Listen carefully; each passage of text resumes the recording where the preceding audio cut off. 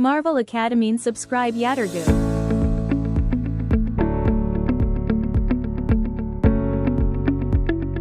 እንኳን ወደ ዛሬው ጥልቅ ዳሰሳችን በሰላም መጣችሁ።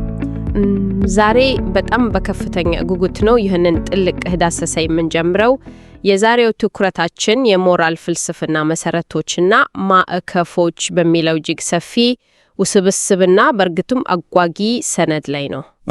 ያው የዚህ ጥልቅ ዳሰሳ ዋና ትልኮ የሰው ልጆች ትክክልና ስህተት የሚባሉትን ነገሮች እንዴት እንደሚለዩ መመርመር ነው። ከውሳኔዎቻችን ጀርባ ያለው የሞራል ኮምፓስ ምን ይመስላል የሚለውን ማለት ነው። ልክ ነህ። ማለቴ ሁላችንም በዕለት ተዕለት ሕይወታችን ከቀላል እስከ ከባድ ውሳኔዎችን እናሳልፋለን። ግን ያንን ውሳኔ ትክክል የሚያደርገው ምንድን ነው ብለን አንጠይቅ። በትክክል እና በምን አይነት የሥነ ምግባር መነጽር ዓለምን እንደምንመለከት ማወቁ በጣም አስፈላጊ ነው። እሺ፣ አሁን ወደ ጥልቁ ትንታኔ ከመግባታችን በፊት ልክ እንደ አውሮፕላን አብራሪ የጉዞ መመሪያ አድርገን እንወስደው። በመጀመሪያው 1 ደቂቃ የዛሬውን የመወያያ አጀንዳዎች ካርታ በፍጥነት ላስጎብኝ። ጥሩ ሐሳብ ነው። አድማጮቻችን ምን እንደሚጠብቁ ማወቁ ይጠቅማል። እንግዲህ ትንፋሽ ሰብሰብ አድርጌ ዋና እና ንዑስ ርዕሶቹም በቁጥራቸው ቅደም ተከተል ላቅርባቸው። 2.1 የምዕራፉ መግቢያ፣ 2.2 የምዕራፉ ዓላማዎች፣ 2.3 ኖርማቲቭ ኤቲክስ፣ 2.3.1 ቴሌኦሎጂካል ኤቲክስ፣ 2.3.2 ኢጎይዝም እሱም በውስጡ 2.3.2.1 ኤቲካል ኢጎይዝም እና 2.3.2.2 ሳይኮሎጂካል ኢጎይዝምን ይዟል።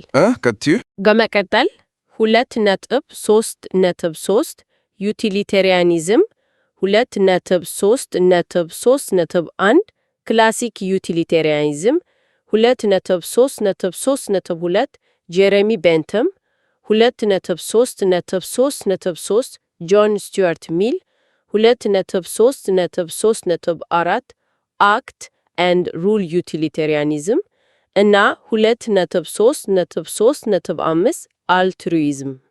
ገና አላበቃንም ማለት? አዎ ገና ነን።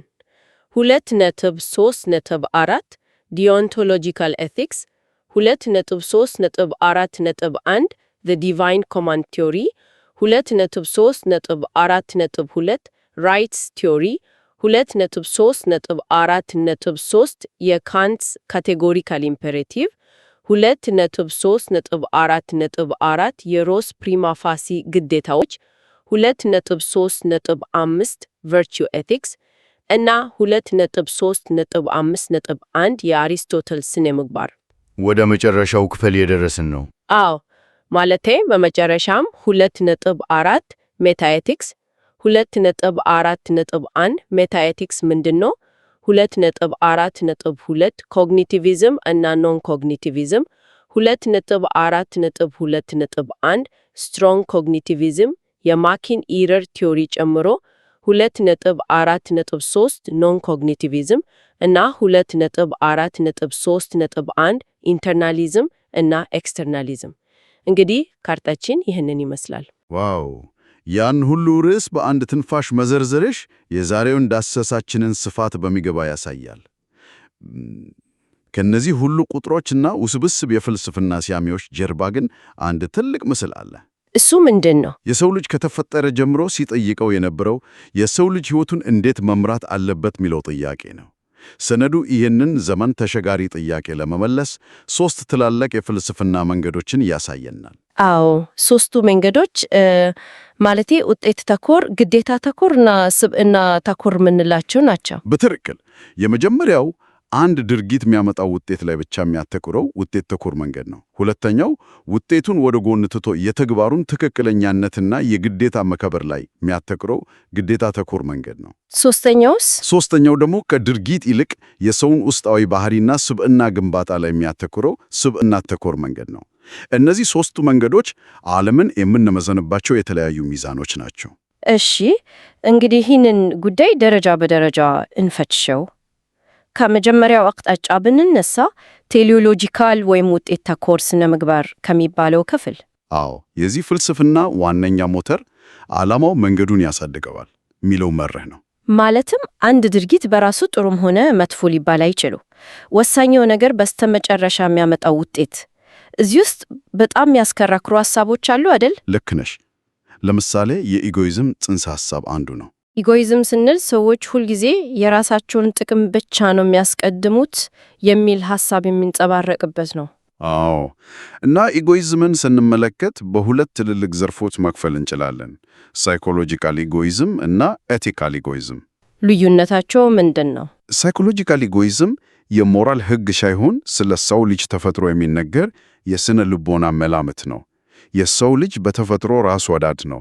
ማንኛውም የሚያደርገው ነገር ከስር መሰረቱ የራሱን ጥቅም ፍለጋ ነው ብሎ ያምናል። ማለቴ አንድ ሰው ለበጎ አደራጋት ገንዘብ ቢሰጥ እንኳን ያንን ያደረገው ሌሎች እንዲያደንቁት ፈልጎ ወይም ደግሞ ውስጣዊ የህሊና እርካታ ለማግኘት ነው ብሎ ይከራከራል ማለት ነው። በትክክል። በሌላ በኩል ደግሞ ኤቲካል ኢጎይዝም አለ። ይህኛው አቋም ሰዎች ሆን ብለው በማሰብ ሁልጊዜ ለራሳቸው ጥቅም ቅድሚያ መስጠት አለባቸው ብሎ የሚያዝዝ የሞራል ሕግ ነው። ግን ይሄ ኤቲካል ኢጎይዝም የሚባለው ሐሳብ ትንሽ አስደንጋጭ አይደለም? በሰነድ ውስጥ የተጠቀሰውን የደጉን ሳምራዊ ምሳሌ ብናነሳ የነገሩን አሳሳቢነት ይበልጥ ያሳየናል። አዎ፣ የደጉን ሳምራዊ ታሪክ በጣም ጥሩ ማሳያ ነው። አድማጮች እንዲረዱት ታሪኩን ላስታውሳቸው። አንድ ሰው በመንገድ ላይ እየነዳ ሲሄድ ሌላ ሰው መኪና ተበላሽቶበት እርዳታ ሲጠይቅ ያያል።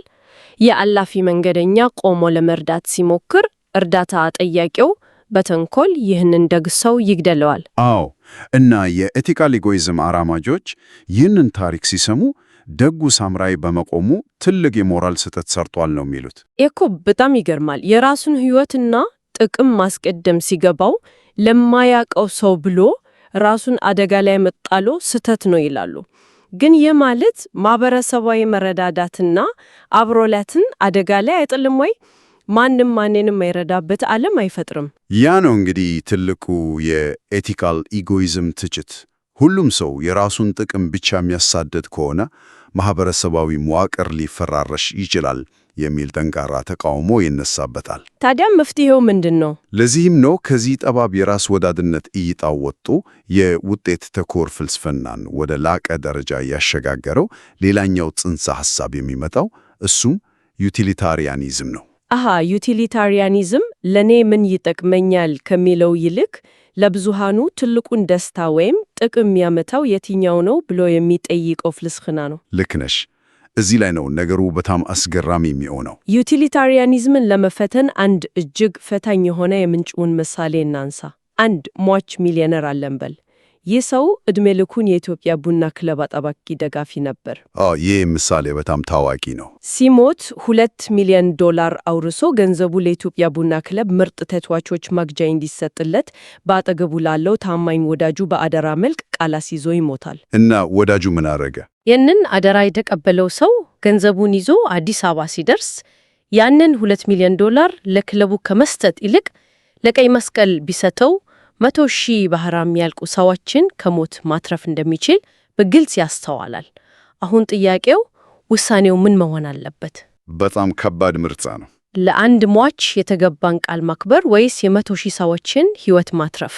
የዩቲሊቴሪያኒዝም ፈላስፎች በዚህ ጉዳይ ላይ ቅንጣት ያህል ጥርጣሬ አይገባቸውም። መልሳቸው በማያሻማ ሁኔታ ገንዘቡ ለቀይ መስቀል መሰጠት አለበት የሚል ነው። ምክንያቱም የእነሱ ሚዛን የተገባ ቃልን ማክበር ሳይሆን ድርጊቱ በስተመጨረሻ የሚያመጣው አጠቃላይ የደስታ መጠን ነው አይደል? በትክክል። የኢትዮጵያ ቡና ደጋፊዎች በአዲስ ተጫዋች የሚያገኙት ደስታ እና 100,000 ሰዎች ከሞት ሲተርፍ የሚኖረው ደስታ ሲመዘን የሕይወት መትረፉ እጅግ የላቀ ጥቅም አለው። ይሄ የቁጥር ስሌት ይመስላል። አዎ፣ ይህንን የቁጥርና የደስታ ስሌት መጀመሪያ ያመጣው ጄረሚ ቤንታም ነው። ቤንታም ደስታን ልክ እንደ ሂሳብ ማስላት ይቻላል።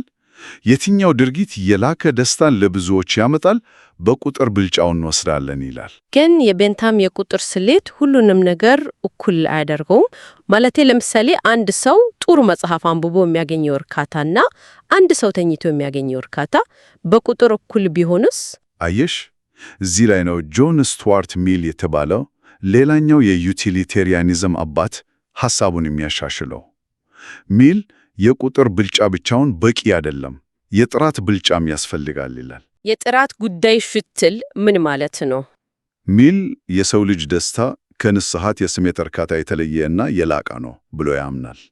ታዋቂ አባባሉን ብንጠቅስ ያልረካ ሶክራቴስ መሆን ከረካ ሳማ መሆን ይሻላል፣ ያልረካ የሰው ልጅ መሆን ከረካ ሞኝ መሆን ይሻላል ይላል። አሃ ማለቴ አእምሯዊ እና ስነ ጥበባዊ እርካታዎች ከስጋዊ ፍላጎቶች በጥራት የላቁ ናቸው ያለ ነው። በትክክል። ስለዚህ ብዙሃኑን የሚያስደስተው ነገር ጥራት ያለው መሆን አለበት። ይህ ሁሉ ሲሰማ በጣም ቆንጆ ይመስላል፣ የብዙዎችን ደስታ ማረጋገጥ። ነገር ግን የዚህ ፍልስፍና ትልቁ አደጋ የሚመጣው የብዙሃኑን ደስታ ለማምጣት ሲባል የግለሰቦችን መብት መርጎት ሲጀመር።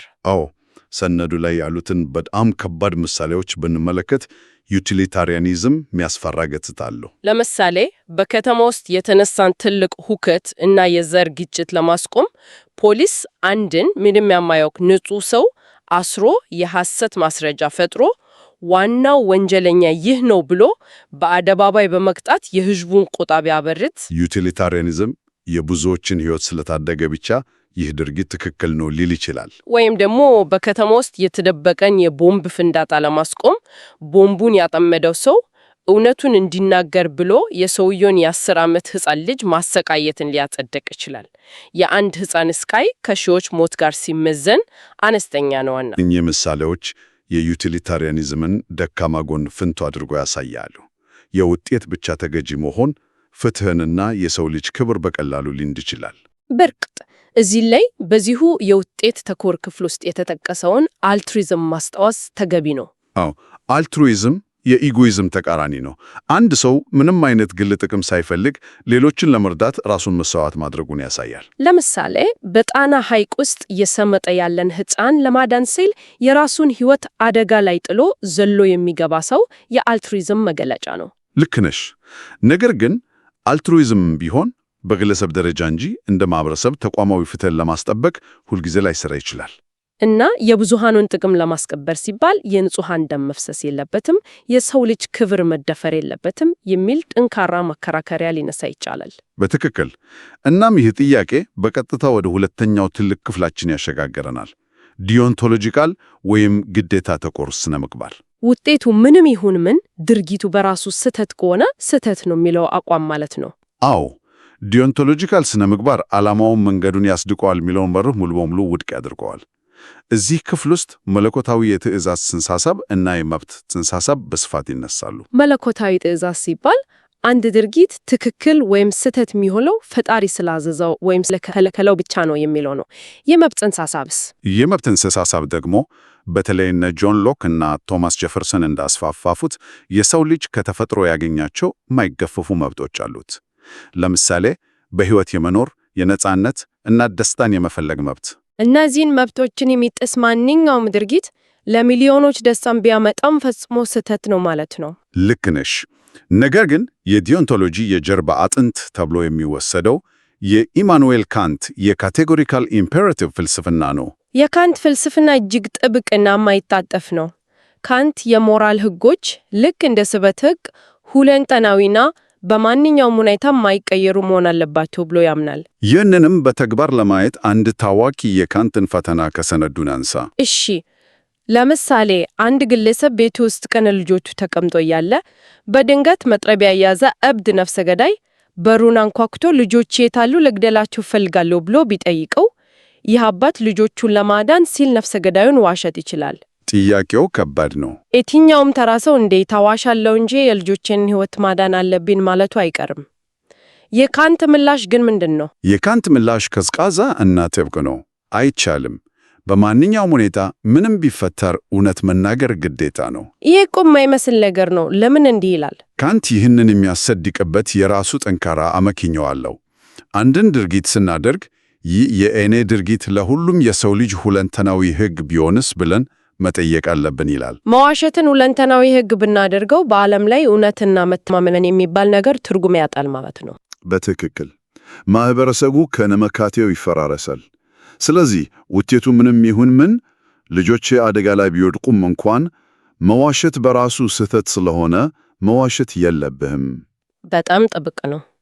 ሌላስ መርህ አለው? አዎ፣ በተጨማሪም ካንት ሌላ ትልቅ መርህ አለው።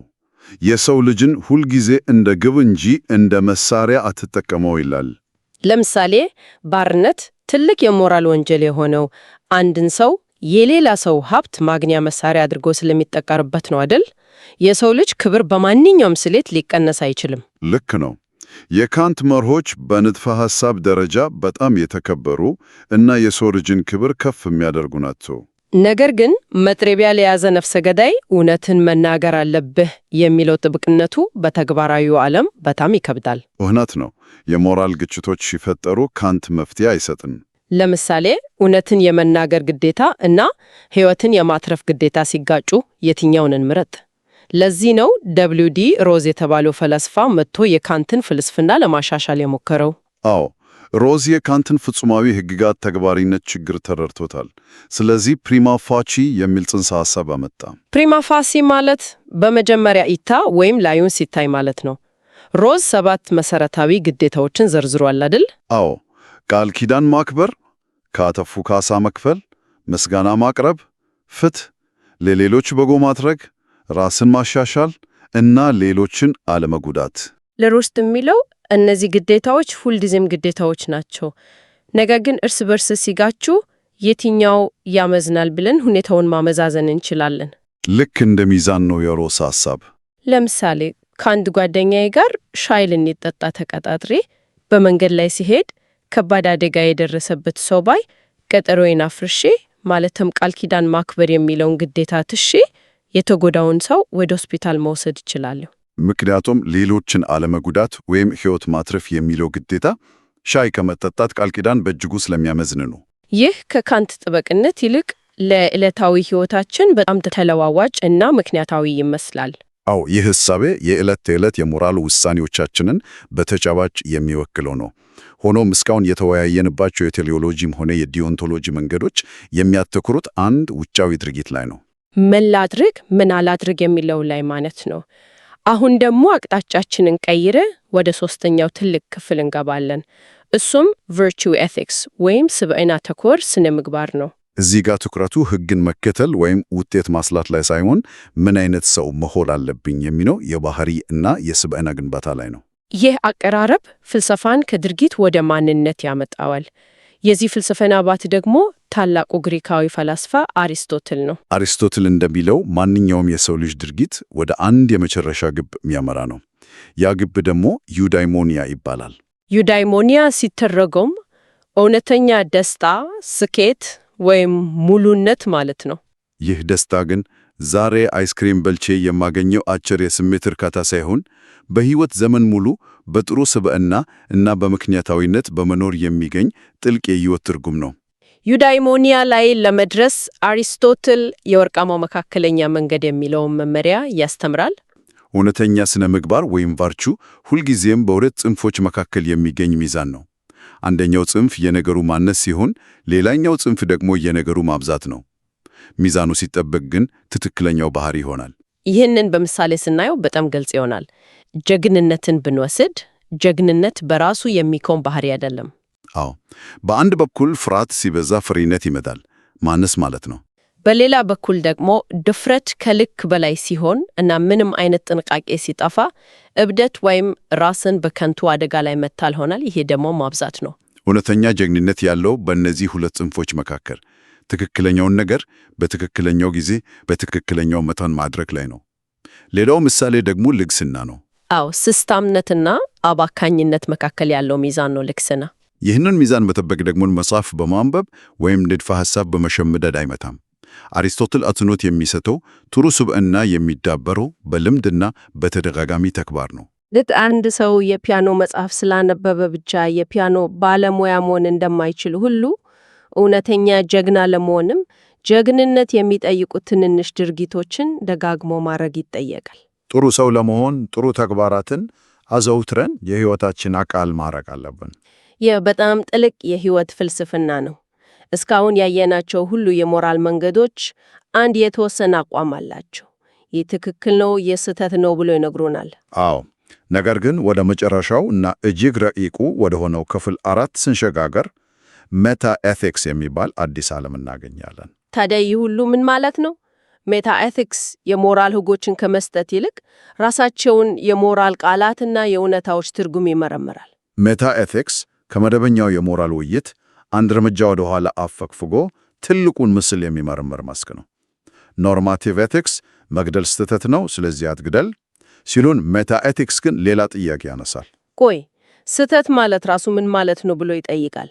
መግደል ስህተት ነው ስንል ስህተትነት የሚባል ነገር በአጽናፈ ዓለም ውስጥ በተጨባጭ ያለ ወይስ እኛ የፈጠርነው ቃል ነው ብሎ የቃላቱን ስረ መሰረት ይጠይቃል። በዚህ የሜታ ኤቲክስ አውድ ውስጥ ሰነዱ ሁለት ዋና ዋና ጎራዎችን ያስታውቀናል፣ ኮግኒቲቪዝም እና ኖን ኮግኒቲቪዝም። ኮግኒቲቪዝም የሥነ ምግባር ፍርዶች ልክ እንደ ሳይንሳዊ እውነታዎች እውነት ወይም ውሸት ሊባሉ ይችላሉ ብሎ ያምናል። ሆኖም እዚህ ውስጥ የማኪ ኢረር ቲዮሪ የሚባል በጣም አወዛጋቢ ሐሳብ አለ። ማኪ እንደሚለው ሰዎች የሞራል ንግግሮችን ሲያደርጉ እውነት ለመናገር አስበው ነው። ነገር ግን በተጨባጩ ዓለም ጥሩ ወይም መጥፎ የሚባል ተፈጥሯዊ ባህሪ ስለሌለ ሁሉም የሞራል ፍርዶች ሁልጊዜም ውሸት ናቸው ይላል። ሞራል የሚባል ነገር በዓለም ላይ የለም፣ የሰዎች ቅዠት ነው ብሎ እስከ መደምደም ይደርሳል ማለት ነው። በሌላው ጽንፍ ደግሞ ኖን ኮግኒቲቪስቶች አሉ። እነሱ ደግሞ የሞራል ፍርዶች እውነቱም ውሸቱም አይደሉም ብሎ ይከራከራሉ።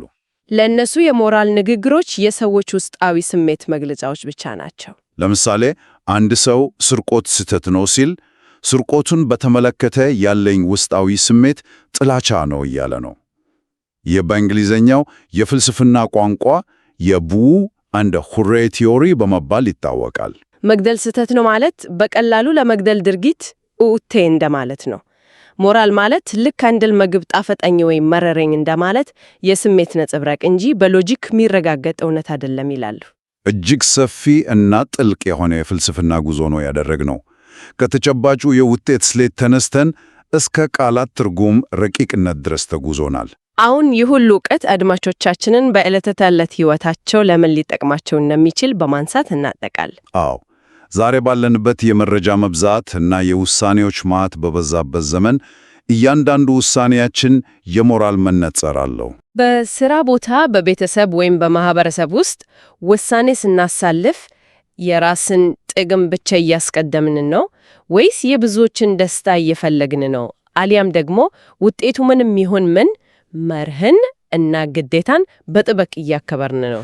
ወይስ ደግሞ እኔ ምን አይነት ስብዕና ያለው ሰው መሆን አለብኝ ብለን የራሳችንም ባህሪ እየገነባን ነው?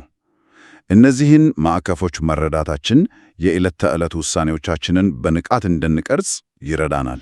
ሰነዱ በማጠቃለያው ላይ እንዳስቀምጠው በግሎባላይዜሽን ዘመን ስነ ምግባርን ማወቅ የንድፍ ሐሳብ ብቻ ሳይሆን የተወዳዳሪነት አቅም እና ዘላላቂነት ያለው ማህበረሰብ መገንቢያ መሰረት ነው። ይህ ዕውቀት ራሳችንንና ሌሎችን የበለጠ እንድንረዳ ትልቅ አቅም ይፈጥርልናል። በመጨረሻም ይህንን ዳሰሳ ስናጠናቀቅ ከምንጩ ባሻገር በተጨባጭ ሕይወታችን ላይ እንድናስበው አንድ ጥልቅ ጥያቄ ላንሳ። አድማጮች ይህንን መቼም አይጠሉትም። በማህበራዊ ሚዲያ ላይ በየቀኑ የምናያቸውን የሞራል ቁጣዎች፣ ትችቶች እና ያ ትክክል ነው ያ ስህተት ነው የሚሉ የተወፈ ክርክሮች እናስብ።